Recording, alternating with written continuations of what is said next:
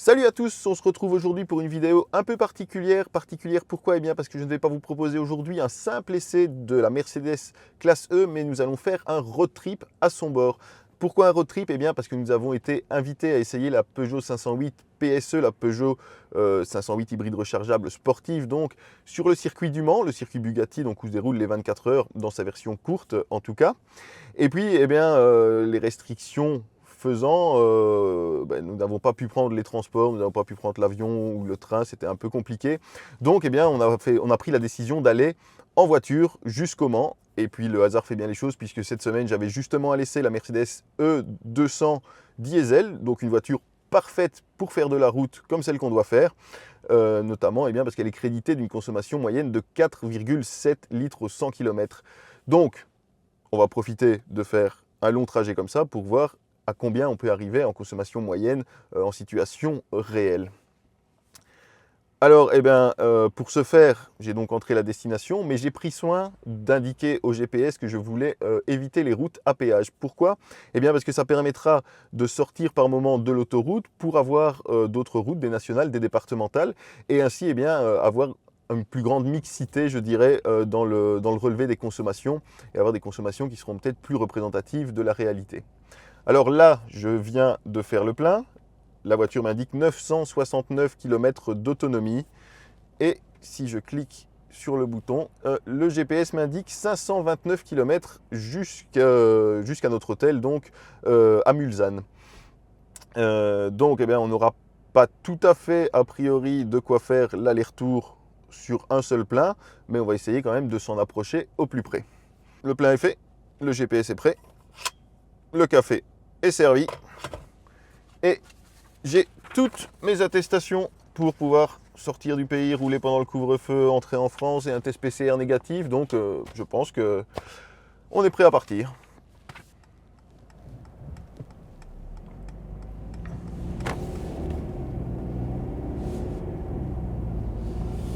Au niveau des changements dans l'habitacle, les changements sont assez succincts, si je puis dire, puisqu'on a surtout ce nouveau volant avec des commandes sensitives, capacitives, donc tactiles, quoi. Donc ce ne sont plus des boutons sur lesquels il faut presser, mais tout se fait par glissade pour régler le volume de la radio, par exemple, pour régler la vitesse du régulateur.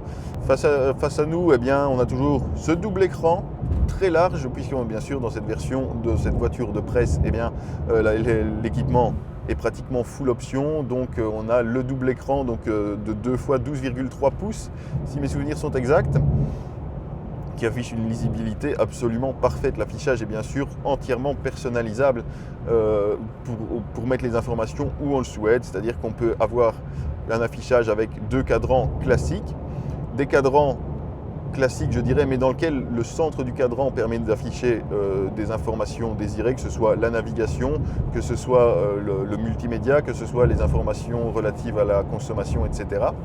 Donc tout ça est vraiment paramétrable à souhait. Et puis on peut aussi avoir cet affichage spécifique, si je puis dire, aux aides à la conduite, qui permet donc de voir quand une voiture est en approche, etc. Puisque cette classe E adopte bien sûr les dernières avancées en termes d'aide à la conduite de Mercedes, qui était déjà l'un des constructeurs les plus développés en la matière. Et puis oui, en plus de ces différents cadrans, comme j'expliquais, qu'il était possible de personnaliser, on peut aussi choisir l'apparence qu'on veut leur donner, puisqu'on a un style classique, sportif, progressif ou épuré. Au niveau de l'intérieur, vous l'aurez remarqué, on a une voiture absolument sublime à l'intérieur. J'adore ce noir, ces surpiqûres discrètes, élégantes. On a des faux inserts ici, des faux inserts, non, de vrais inserts, mais en imitation fibre de carbone. Ça fait partie du pack AMG optionnel dont est équipée notre voiture. On a ce double toit ouvrant, enfin double toit panoramique, puisque seule la première partie est ouvrante. Et puis on a ce maintien, ce confort typique de la classe E. On a aussi différents profils de conduite grâce au Dynamic Select qui est ici.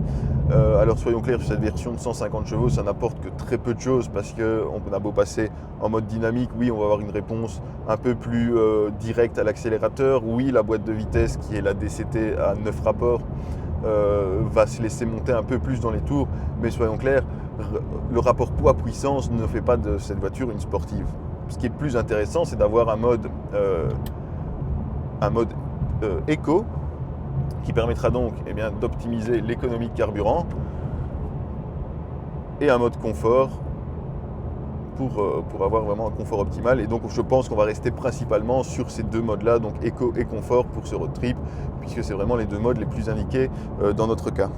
Au volant, on retrouve toujours aussi ces commodos typiquement Mercedes, donc avec le commodo ici de droite, qui n'est pas en fait un commodo à proprement parler, qui est la commande de boîte de vitesse, typique des Mercedes, et donc en fait où tout se situe sur le commodo de gauche. Donc on gère les essuie-glaces en tournant, et puis les clignotants classiques. Le panel de phare se trouve à gauche du volant. Et puis bien sûr sur cette version, on a désormais un système connecté avec reconnaissance vocale intelligente. Alors pour l'activer, il suffit de dire « Hey Mercedes ». Oui, s'il vous plaît. Peux-tu régler la température sur 20 degrés ? Ok, je règle la température sur 20 degrés. Voilà, c'est un exemple de ce qu'on peut lui demander.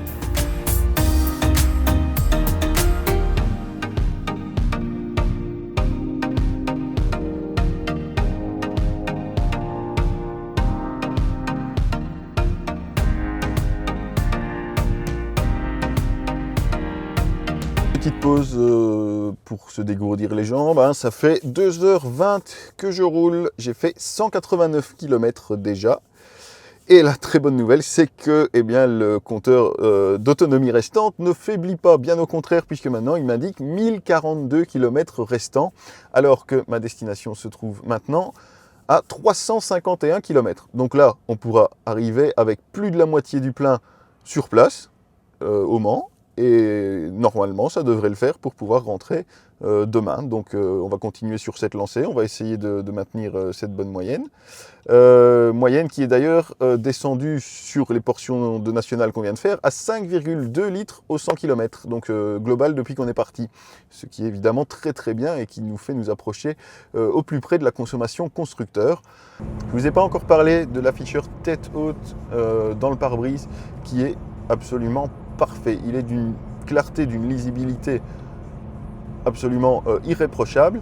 Et en plus, on peut là aussi personnaliser tous les affichages tels qu'on le veut. En fait, quand on va via le menu, donc via les molettes au volant, enfin via les commandes tactiles au volant, comme je vous expliquais tout à l'heure, on peut vraiment personnaliser ce qu'on veut voir s'afficher selon 3 modules. Donc on peut dire, voilà, moi ici, comme je l'ai réglé, j'ai dans le module de gauche la navigation, dans le module central les informations de conduite et du limiteur et des aides à la conduite, donc la vitesse, le limiteur et l'indicateur quand j'ai activé la conduite semi-automatique. Et puis dans l'afficheur de droite, j'ai la limite de vitesse en vigueur, ce qui est super pratique parce que j'ai l'impression qu'ici en France, les limites de vitesse ont tendance à fluctuer tout le temps. Et comme il est très efficace, cet indicateur de limite de vitesse, ça permet d'éviter les PV. Et puis jusque-là, franchement, cette classe E est absolument souveraine sur ce type de route. Franchement, pour tailler la route comme on le fait aujourd'hui, c'est vraiment le genre de voiture qu'il faut. On n'a pas de sentiment de lourdeur parce que forcément, on roule aux limites de vitesse et les 150 chevaux sont dans ce cas de figure suffisants pour rouler sur un filet de gaz comme on le fait.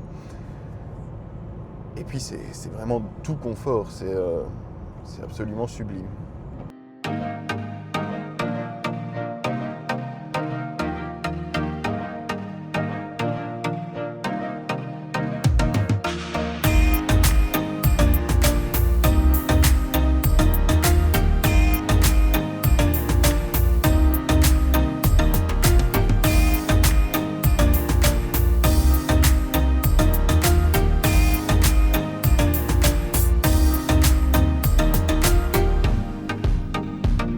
Alors voilà, on vient de faire une centaine de kilomètres d'autoroute et comme prévu, la consommation est repartie à la hausse. On est maintenant à 5,4 litres de moyenne, on était descendu à 5,2 litres avant de prendre l'autoroute. Et puis ici on est à Rouen et a priori on va reprendre maintenant une portion de nationale. Et puis donc j'en profite pour peaufiner ma géographie française, puisque voilà, je suis en Normandie donc actuellement. Et il nous reste exactement 226 km jusqu'au Mans, jusqu'à notre hôtel, donc à Mulsanne. Et on a parcouru depuis le départ 313 km en 3h34. Puis quand on arrivera, on boira une petite chope à son aise, au calme, tranquille, posé sur la terrasse. Voilà, je vais profiter d'une petite pause pour vous faire le tour du changement extérieur apporté sur cette E200D depuis son restylage, donc intervenu en milieu d'année dernière. Donc on voit que la face avant a été complètement redessinée, notamment au niveau de la calandre qui a été élargie pour apporter un style plus AMG à la voiture. D'ailleurs, cette voiture est dotée du pack AMG. Donc c'est ça qui lui apporte son style un petit peu sportif. Hein, on peut voir, si on s'approche, que comme à la concurrence, les entrées d'air sont un peu factices dans les pare-chocs en tout cas. On a de grandes jantes de 20 pouces. Et alors, fait étonnant pour une voiture allemande, elle est chaussée de pneus Hankook. Alors globalement, évidemment, la ligne générale de la voiture n'a pas trop changé. Mais vraiment, le changement principal, il est ici, à l'arrière, où on peut voir que l'arrière a été entièrement redessiné, notamment au niveau des feux, qui sont désormais horizontaux en deux parties. Sur l'ancien modèle, ils étaient placés verticalement ici. Et là, donc, ils sont horizontaux en deux parties, ils débordent sur la malle arrière. Tout ça, pour se mettre en conformité avec la toute nouvelle classe S, qui est donc apparue en début d'année. Si on se penche un peu, on remarque qu'ici aussi, les sorties d'échappement sont factices, mais le look est là. La classe E, ça reste une institution dans la gamme Mercedes, hein, puisque c'est la grande voiture classique, la voiture de chauffeur de taxi, certains seraient tentés de dire. Et bon, si les taxis la choisissent, il y a bien une raison, c'est non seulement pour ses qualités routières, pour son confort, pour son espace à bord, mais aussi pour sa fiabilité, qui est un des points forts du modèle. Alors tel qu'il est présenté là, le modèle est évidemment très bien équipé. Et on plafonne à 71 100 € TVA comprise en Belgique pour cette version. Donc c'est quand même un gros budget. Maintenant, quand on voit les prix demandés pour certaines compactes, a fortiori lorsqu'elles ont une motorisation hybride rechargeable, etc., je trouve que ce prix n'a rien d'exagéré parce qu'on a vraiment une super routière qui vaudra chaque centime investi. Un petit mot sur le coffre peut-être. Voilà, alors on n'a évidemment pas la modularité d'un break ou d'un monospace, mais par contre le volume est là. Mais on peut vraiment voir que c'est une vraie voiture familiale. Alors petit topo, finalement la dernière portion était une portion où effectivement c'était des routes nationales, mais des nationales autoroutières, je dirais, donc des 4 bandes, des 2x2 bandes. Et donc où on a roulé pratiquement à 110 tout le temps. Donc on était plus ou moins dans une typologie d'autoroute. Et du coup, la consommation moyenne n'a pas diminué. On est toujours à 5,4 litres de conso moyenne, ce qui reste très bon malgré tout. Et donc actuellement, j'ai parcouru 417 km jusqu'à présent. Donc ça veut dire qu'il nous en reste environ 120 jusqu'à la destination. Et là, apparemment, on est vraiment désormais sur des départementales. Et donc on va pouvoir rouler un peu plus économiquement encore, si je puis dire. Alors pour la petite histoire, on se dirige ici vers la Ferté-Vidame. La Ferté-Vidame dans l'Eure-et-Loire, je pense, qui est bien connue, qui a une histoire particulière avec l'automobile, puisque c'est ici que se situe le centre d'essai historique de Citroën. Et donc c'est là qu'ont été mises au point la plupart des Citroën jusqu'au début des années 2000. Il est toujours en service actuellement, ce centre d'essai, donc il y a encore des véhicules PSA qui sont mis au point à la Ferté-Vidame. Et puis surtout, c'est là qu'ont été mises au point toutes les grandes Citroën historiques, donc la Traction, la DS et bien sûr la 2 chevaux aussi. Voilà, c'était la minute historique.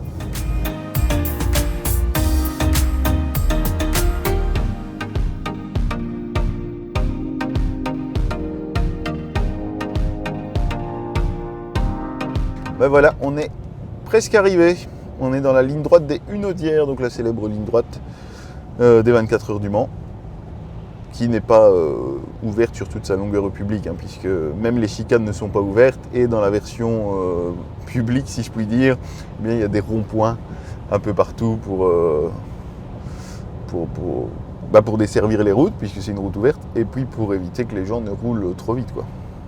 Il n'empêche, ça n'en reste pas moins une sorte de monument de l'automobile, et ça fait un petit quelque chose de rouler sur cette route, d'emprunter cette route. Alors je dois vous dire que les 100 derniers kilomètres ont été un enfer. Il tombait des cordes tout le temps. de la grosse drache, comme on dit chez nous. Alors voilà, on est arrivé à notre hôtel, à Mulsanne. Alors verdict, attention, comme vous pouvez le voir, ici on a donc fait au total 535 km. C'est un peu plus que ce qui était initialement prévu parce que je pense que j'ai fait un petit détour à un moment qui n'était pas indiqué par le GPS. Mais surtout, comme vous le voyez, moyenne de 5,3 litres au 100 km. Et donc, il nous reste encore 737 km d'autonomie pour rentrer demain. Enfin, demain pour moi. Pour vous, c'est juste après. Salut. Voilà, on se retrouve donc, comme promis, pour la suite de cette vidéo. Donc pour le retour, puisque je suis ici sur le parking du circuit du Mans. L'hôtel était juste à côté, donc j'ai un petit peu roulé ce matin. Pas très longtemps, à mon avis, pas plus de 3-4 km.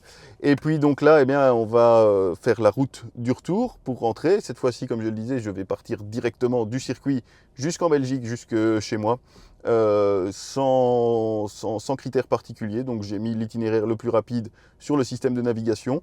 Il est exactement 16h14 et l'arrivée est prévue à 20h39. Donc 4h25 de route, 458 km. On s'est quitté hier avec une consommation de 5,3 litres au 100 km. On va voir combien on va faire sur la route du retour. Il nous reste pour l'instant 687 km d'autonomie, on en a 458 à parcourir, donc il devrait nous rester 230 km environ d'autonomie à l'arrivée. Eh bien, on va voir ça, mais en tout cas, si on y parvient, ça voudra vraiment dire que l'autonomie de cette E200 est absolument fabuleuse. Allez, en route. Ça passe là? Oui, ça passe, t'inquiète, dis.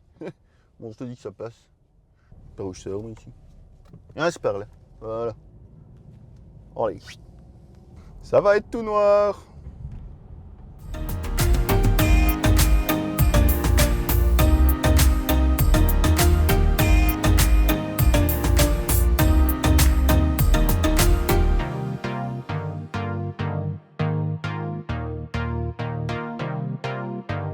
On arrive à Paris. Il y a encore pas mal de monde sur les routes. Il est 18h06. Et alors la bonne nouvelle, c'est que eh bien, la consommation baisse, puisque je suis maintenant à 5,3 litres de moyenne, donc exactement la même consommation qu'hier, alors qu'hier on a utilisé également des nationales, etc. Et du coup, eh ben, ça nous laisse pas mal de marge pour rentrer, puisqu'on a désormais 572 km d'autonomie restante et 263 km à parcourir. Force est de constater que le système d'infotrafic de TMC, donc le système de mise à jour de la circulation selon les infotrafics reçus en temps réel, n'est pas meilleur chez Mercedes qu'ailleurs, puisque on est sur le périph' et on est à l'arrêt. Donc voilà, rien d'exceptionnel, mais comme le GPS avait l'air de me dire que ça roulait, je l'ai cru. J'aurais dû mettre Waze, c'est ma faute. Mais l'avantage, c'est que ça me permet de tester les systèmes de conduite autonome dans les bouchons, puisque voilà, là, j'ai pas grand chose à faire. La voiture gère aussi bien la vitesse que les accélérations, les arrêts, les redémarrages, elle gère tout, elle reste.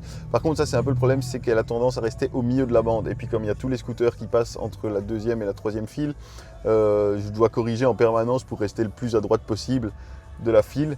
Ça c'est un peu le seul bémol. Mais bon, allez, bon point, j'ai vu la tour Eiffel de loin, je suis content. On a fini par quitter le périphérique parisien, donc on est sur la 1 maintenant, donc l'autoroute Paris-Lille. Et en fait, toutes ces accélérations et ralentissements dans les bouchons ont eu bizarrement un effet assez bénéfique sur la consommation, puisque elle est descendue à 5,2 litres au 100. Donc c'est un des points les plus bas qu'on a atteint tout au long de notre périple.